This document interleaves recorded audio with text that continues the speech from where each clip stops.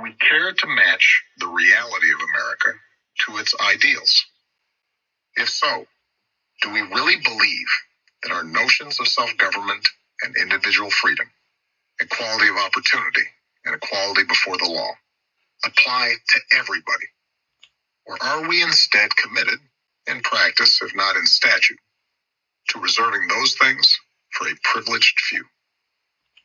I recognize that there are those who believe that it's time to discard the myth, that an examination of America's past and an even cursory glance at today's headlines show that this nation's ideals have always been secondary to conquest and subjugation, a racial caste system, and rapacious capitalism, and that to pretend otherwise is to be complicit in a game that was rigged from the start.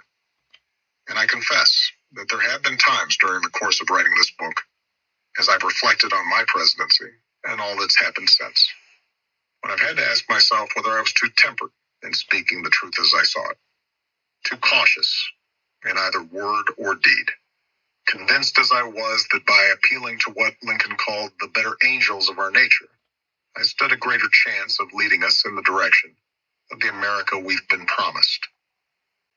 I don't know.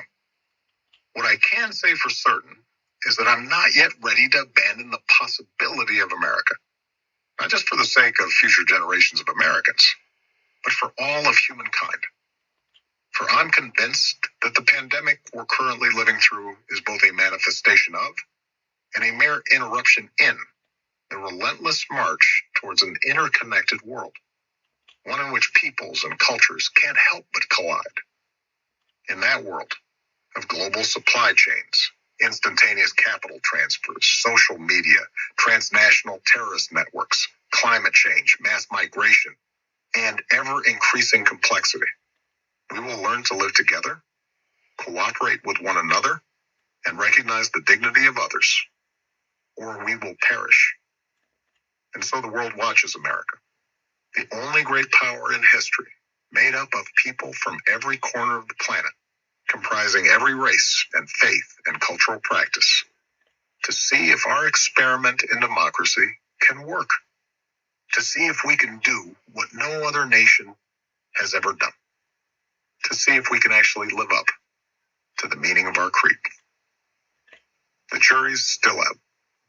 By the time this first volume is published, a U.S. election will have taken place. And while I believe the stakes could not be higher, I also know that no single election will settle the matter.